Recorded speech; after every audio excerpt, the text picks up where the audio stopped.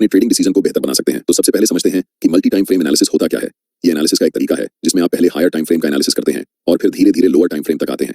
इस प्रोसेस में आपको 3 महत्वपूर्ण टाइम फ्रेम की जरूरत होती है। पहला time frame direction time frame होता है, जिसका उपयोग आप मार्केट की दिशा को समझने के लिए करते हैं। यानी आप देखते हैं कि प्राइस ऊपर जा रहा है, नीचे जा रहा है या साइडवेज मूव कर रहा है, जिससे आपको ओवरऑल ट्रेंड का आइडिया मिलता है। दूसरा time frame behaviour time frame होता है, जो प्राइस के बिहेवियर के बारे में डिटेल में बताता है। यानी प्राइस का मोमेंटम कैसा है, मार्केट स्ट्रक्चर ब्रेक हो रहा है या नहीं, वीक रिजेक्शंस या डोजी कैंडलस्टिक्स दिख रहे हैं या नहीं, और मार्केट रिट्रेस कर रहा है या नहीं। तीसरा और आखिरी time frame entry time frame होता है, जिसमें आप एक्चुअल ट्रेड एंटर करते हैं।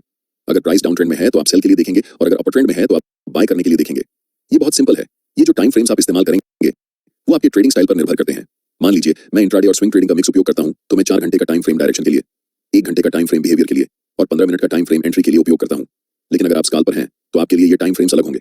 आप 1 घंटे को डायरेक्शन के लिए, 15 मिनट को बिहेवियर के लिए और 5 मिनट टाइम फ्रेम को एंट्री के लिए इस्तेमाल करेंगे। इसलिए टाइम फ्रेम पूरी तरह से आपके ट्रेडिंग स्टाइल पर निर्भर करता है, लेकिन मैंने एग्जांपल देकर समझा दिया है जिससे आप अपने ट्रेडिंग स्टाइल के हिसाब से सही टाइम फ्रेम चुन सकते हैं। मल्टी टाइम फ्रेम एनालिसिस को शुरू करते हैं, जिसमें हम सबसे पहले 4 घंटे के टाइम फ्रेम को चुनेंगे ताकि हमें पता चल सके कि मार्केट इस समय किस दिशा में है। 4 घंटे का टाइम फ्रेम चुनने का सबसे बड़ा कारण यह है कि यह हमें मार्केट का पूरा स्ट्रक्चर बता देता है कि अभी मार्केट किस दिशा में है। अगर हम 15 मिनट का चार्ट इस्तेमाल करते तो हमें स्पष्ट दिशा का पता नहीं चलता, क्योंकि प्राइस ऊपर नीचे कर रही होती है। इसलिए दिशा को समझने के लिए हमेशा बड़े टाइम फ्रेम पर जाना बेहतर रहता है। आप में से ज्यादातर लोग इस चार्ट को देखकर कंफ्यूज हो सकते हैं कि यहाँ प्राइस क्या कर रही है और हमें कैसे ट्रेड लेना चाहिए, बाय करना है या सेल करना है, या फिर अभी ट्रेड नहीं करना है। लेकिन यह गलत तरीका है चार्ट्स को देखने का, क्योंकि हम एक इंट्राडे या स्विंग ट्रेडर हैं। हमें बहुत पुराने चार्ट्स को नहीं देखना चाहिए। हमें यह ऑब्जर्व करना है कि हाल के समय में मार्केट की प्राइस कैसे बिहेव कर रही है।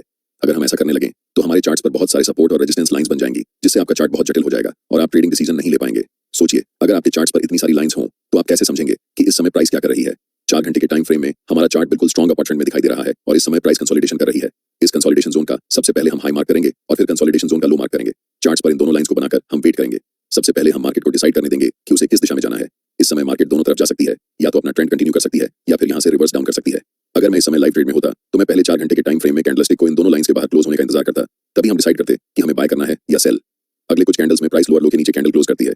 ऐसे समय में ज्यादातर नए ट्रेडर्स सेल पोजीशन में एंटर करते हैं। मैं चाहता हूं कि आप ध्यान से देखें कि इसके बाद प्राइस क्या करती है।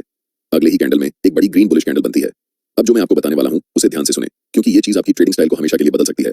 मैं आपको एक सीक्रेट टिप दे रहा हूं, बिल्कुल फ्री में। अभी चार्ट्स 4 घंटे के टाइम फ्रेम में हैं और हम देख सकते हैं कि ये एक स्ट्रॉन्ग अप ट्रेंड है। लेकिन जैसे ही हम चार्ट्स को 1 घंटे के टाइम फ्रेम में बदलते हैं तो हमें दिखता है कि प्राइस धीरे धीरे नीचे की तरफ जा रही है।